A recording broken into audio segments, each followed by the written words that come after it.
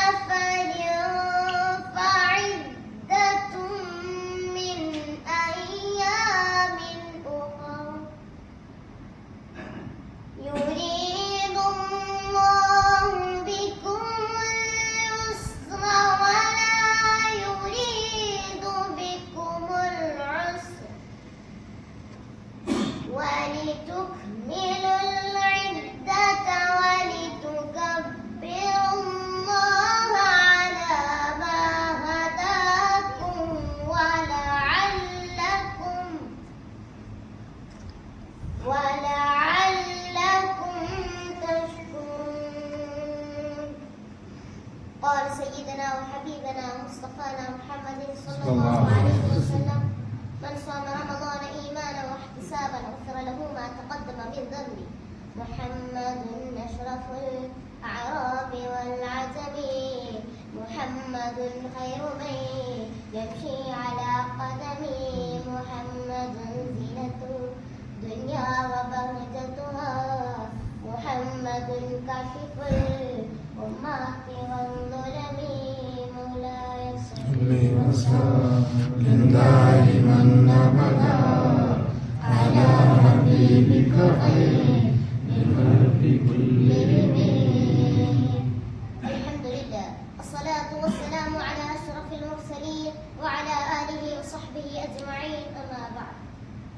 ബഹുമാനാദരവുകൾ നിറഞ്ഞ മുഅ്മിനീങ്ങൾ, വിശുദ്ധ ഖുർആനിന്റെ അവതരണം കൊണ്ട് അനുഗ്രഹീതമായ ഈ റമളാനിനെ ഒരിക്കൽ കൂടി വരവേൽക്കാൻ റബ്ബ് സുബ്ഹാനഹു വ തആല അവസരം നൽകി എന്നുള്ളത് വലിയൊരു അനുഗ്രഹമാണ്. അൽഹംദുലില്ലാഹി റബ്ബിൽ ആലമീൻ.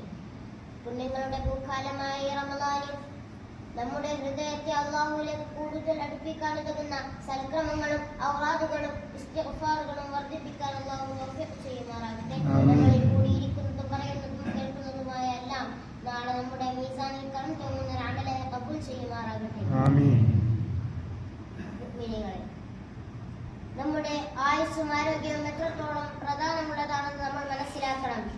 നമ്മെപ്പോലെ ഈ റമളാനിൽ സൽക്രമങ്ങൾ ചെയ്യാനും ഖുർആൻ പാരായണം ചെല്ലാനും നോമ്പനുഷ്ഠിക്കാനും ആഗ്രഹിച്ച പലരും ഇന്ന് ആറടി മണ്ണിലല്ലേ. അല്ലാഹുമ്മ ബാരിക് ലനാ ഫീ റജബിൻ വ ശഅബാൻ വബല്ലിഗ്നാ ശഹ്റ റമളാൻ. ഞങ്ങളുടെ റജബിലും ശഅബാനിലും ബർക്കത്ത് ചെയ്യണേ, ഞങ്ങളെ റമളാനിലേക്ക് എത്തിക്കണേ എന്ന് ദുആ ചെയ്തവരിൽ പലരും ഇന്ന് ആറടി മണ്ണിലല്ലയോ. ഇതെല്ലാം നിങ്ങൾ ഓർക്കേണ്ടതാണ്. ഇപ്പോൾ നമ്മൾ എത്രത്തോളം ഭാഗ്യവാന്മാരാണ്. അല്ലാഹു സുബ്ഹാനഹു വ തആല നമുക്ക് എന്തിനു വേണ്ടിയാണ് ഈ റമളാൻ തന്നതെന്ന് വിശുദ്ധ ഖുർആനിലെ അൽ ബഖറ സൂറത്തിലെ 183-ാം ആയത്തിൽ അല്ലാഹു സുബ്ഹാനഹു വ തആല പറയുകയാണ്: ബിസ്മില്ലാഹിർ റഹ്മാനിർ റഹീം യാ അയ്യുഹല്ലദീന ആമനൂ കുതിബ അലൈക്കുമുസ് സിയാം كتب عليكم الصيام كما كتب على الذين من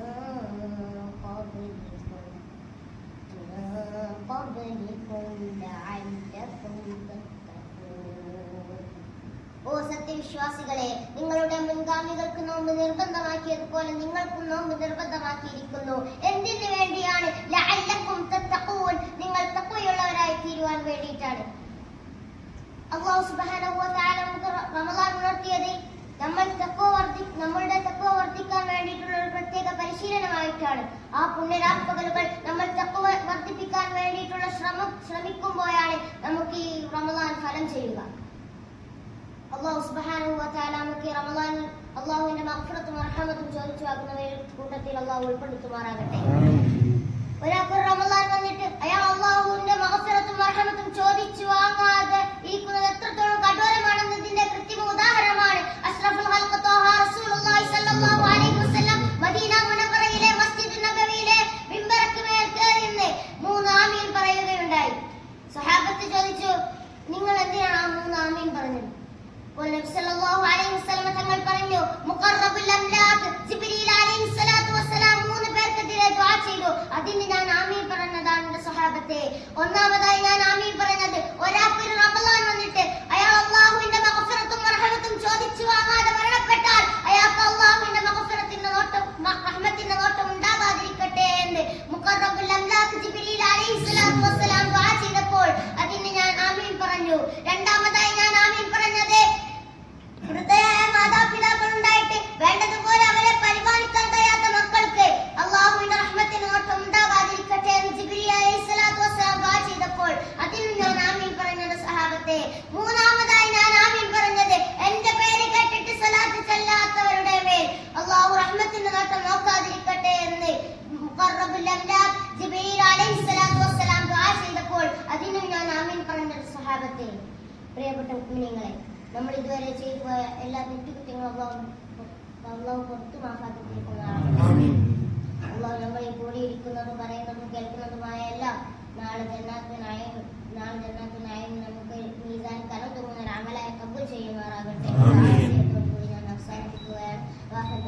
അൽഹംദുലില്ലാഹി വമാ തൗഫീഖ ഇല്ലാ ബില്ലാഹ്. അസ്സലാമു അലൈക്കും വറഹ്മത്തുള്ളാഹി തആല വബറകാതുഹു.